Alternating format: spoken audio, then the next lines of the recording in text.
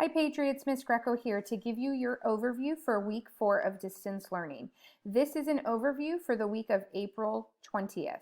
So this document should look familiar to you. It has now been out for 2 weeks. So here you have your reminders of what to do every day when you come into My Learning. Then you also have your column for the week of April 20th that gives you your assignments. This is where the learning will occur. And then you have your box that gives you the assignments that are going to be turned in and things to submit. Now we've added an extra piece of information this week, and so you will see a second document attached to your weekly overview. And this document is actually a breakdown of the activities that are embedded in the ELA lessons for the week.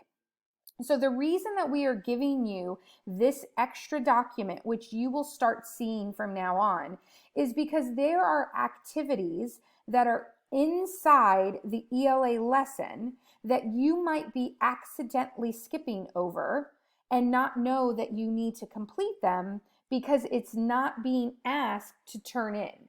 So for example, an assignment that might be embedded inside the ELA lesson is to complete a graphic organizer. But when you look to see, well, what assignment do I have to turn in for a grade this week? You might see that it's just a quiz. So you may be skipping over the graphic organizer, not knowing that you really do need to complete it because in the future, in a different week's learning, you may need that graphic organizer. So this document is broken down into a couple of sections that I want to review with you. The first one is, if you look at the title up at the top, you can see that it is labeled for the week. So you know that you are looking at the correct week if it says week 4 because we are in week 4, and it should be the week of the 20th. You will notice that with each box there is a title of a text. The reason that title is there is because in your Canvas course on My Learning, each lesson is labeled with the same title. So the activities are broken down by the text that you're using and the lesson that you're using in that time.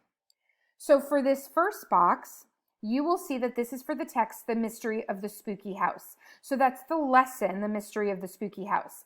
Now each box is broken down into 3 categories. The first category is practice to reinforce skills.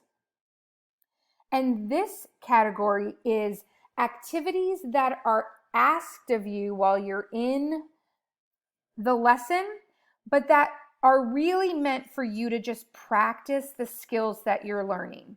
Now, these are not necessarily optional activities, as it's important to practice these skills because you might be asked questions on the quizzes, but they are not activities that you would need for a future assignment, and they are not activities that you would need for that week to submit.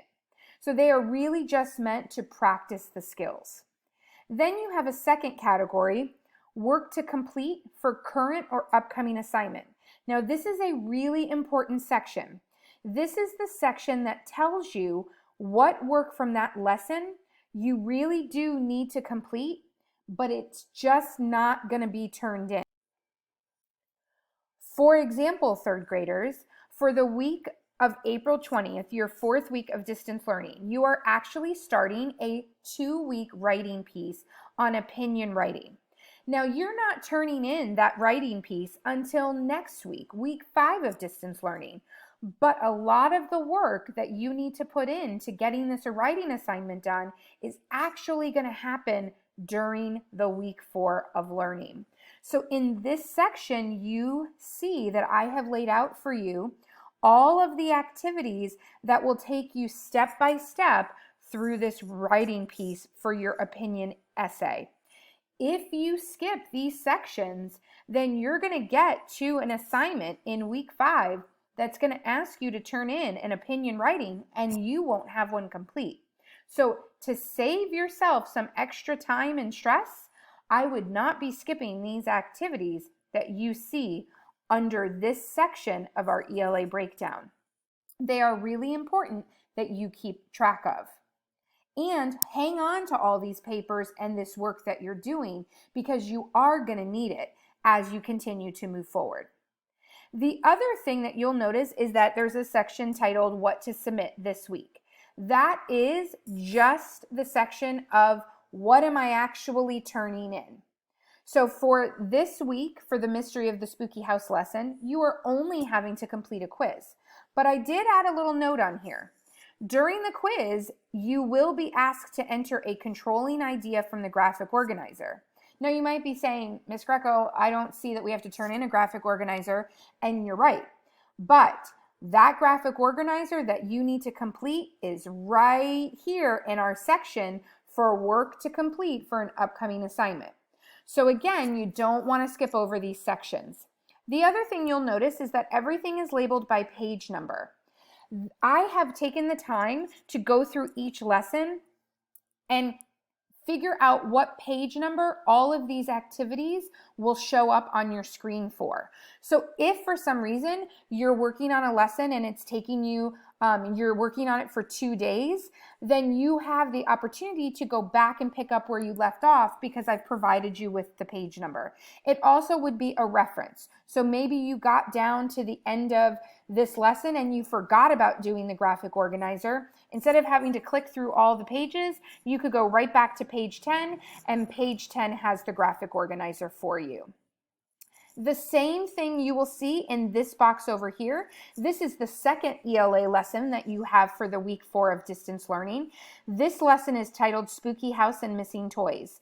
Again, it is broken up into the same categories: practice to reinforce skills, work to complete for current or upcoming assignments, and then what to submit. A little tip and trick, Patriots. Do you see how some of these activities have the checkbox next to them and some do not? If it has a checkbox, that means you really need to do it, because that checkbox is helping you keep track of the work as you complete it. You'll also notice I highlighted a really important sentence, and it says, save this graphic organizer for week 5. So the graphic organizer that you're actually completing next week on page 7 of the text Spooky House and Missing Toys lesson is not a graphic organizer that you have to turn in until week 5. So again, Patriots, it's really important that in order to help you manage and get through these ELA lessons and know what assignments to complete, use this document to guide you. So Patriots, when you have your 2 overview documents, you have our weekly overview that covers all subject areas this week, and you have our ELA writing breakdown.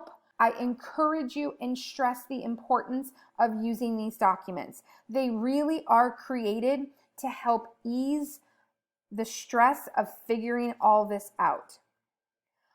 I hope that these documents become helpful to you. You will continue to receive them as we move forward. And remember, even though you might not be submitting work, it doesn't mean it's not important to still complete. Always double check your reference guides.